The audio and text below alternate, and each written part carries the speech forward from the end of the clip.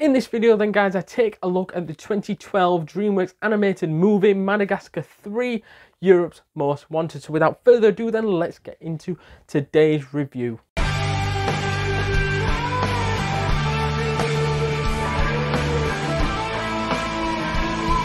So I thought then that this movie was really solid and quite a solid Madagascar sequel, and although it was never going to live up to Madagascar Escape to Africa, it did a job. And what I mean by a job is, and I know I criticise movies for smelling the money and completely just going, you know what sounds good? Another sequel.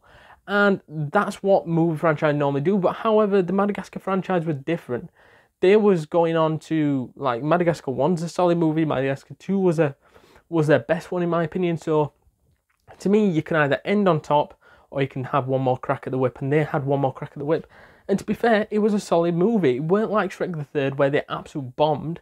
I thought they did a good job, and yeah, I didn't mind this movie at all. I thought it was a bit wild how they went to the circus, and it was fresh, don't get me wrong, but I thought it was a bit wild and out of there, considering the fact that Alex had just meeting back up with his parents in the last one, in which we're going to get onto a little bit later, and it seemed a bit daft, but it made a bit of sense because they wanted to go back to New York and they hitched a ride with the circus, got in with them, and it was just, and then they just joined the circus at the end and was like, oh, they're going to put us behind bars? Nah, no thanks.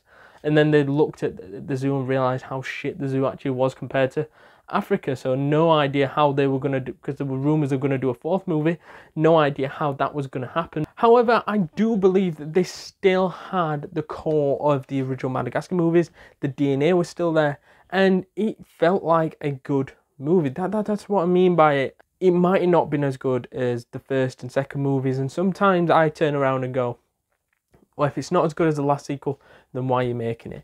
However, it was a crack at the whip.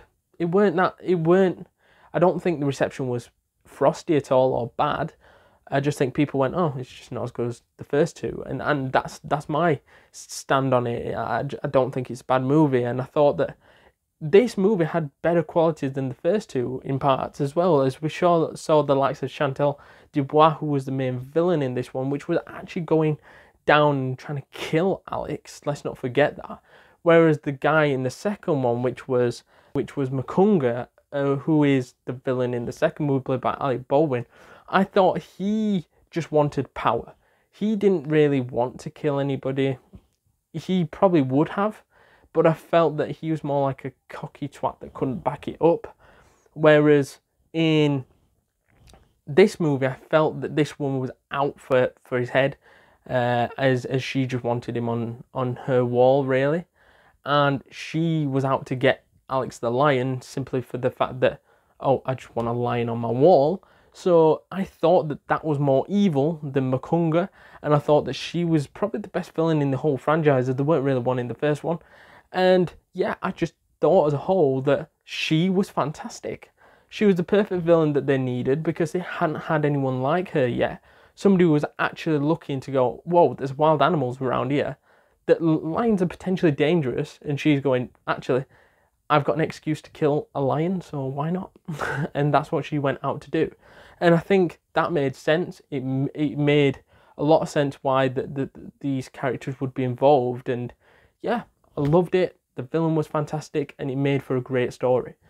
Moving on though to the point I made earlier about Alex's parents. I did some research, and it turns out that the guy that played Zuba, which was Bernie Mac, had passed away in the second movie, sadly, and he didn't get on to do the third one.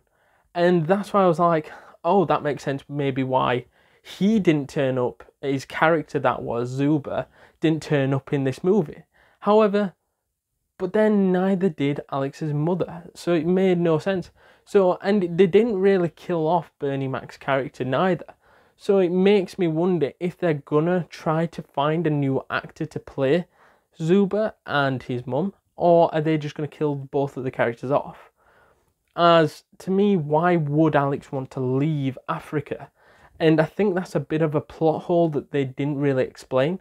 Why would he want to leave the best thing that he's had for years and years and years, dreaming of the fact that he he wishes he had a mum and dad, and then he meets them, and then soon wants to run away back to America. It just doesn't make any sense to me. I also thought in this movie there was a potential romance angle happening with Alex and Gia, as we saw throughout the movie that they were getting closer and closer, and I think at the end they'll be being back boyfriend and girlfriend. But I think, to me, in the 4th installment, that relationship could be taken further into them. I don't know if there's marriage for animals in Madagascar, but something on the lines of that, and creating a family. But I just think that there's an avenue to go down there with those two characters, and I think it'll be really interesting if they ever did make a 4th installment. What would happen with their characters? Would they still be together, or would they move on and just go back to the huddle that they were in? It's interesting, and I can't wait to look forward to if they do make another one. Even though I'm not against it, but I'm not totally against it. But at the same time, I don't want them to ruin the franchise. So it's a dangerous sort of stepping stone that Madagascar would be doing if they made a 4th installment. I also liked the actors and actresses in this movie, as we saw the returnees from the previous installments, the likes of Ben Stiller, likes of Jada Pinkett Smith, David Schwimmer, Chris Rock, and we also saw the new characters in there played with some big names like Frances McDormand, Bryan Cranston, Jessica Chastain, Martin Shaw, and Vinnie Jones, and they all played their part into making it one big Madagascar family again. And I thought that the key ones out of the new ones, because obviously we know how good the original 4 are, and we've talked about them enough in Madagascar Escape to Africa movie review and the Madagascar movie review, so check those down in the description down below. But in terms of Bryan Cranston and even the likes of Frances Dormand, I thought they were fantastic on another level, and I even thought that Jessica Chastain was brilliant as well. And I think Bryan Cranston just brought this element of experience there, and even with the likes of Jessica Chastain, I thought she was quite good in that role as Gia, and nobody could have played those roles as good as those that I've mentioned there. And I think they were the perfect choices and the perfect casting roles for these roles, and I think they really added to the Madagascar franchise. To summarise the 3rd installment into the Madagascar franchise, then, I believe this is a 7.6 out of 10 and a world-class film. So let me know down in the comments down below what your thoughts are, and if you agree or disagree with any of the points I've made in this review, then let me know down in the comments, please.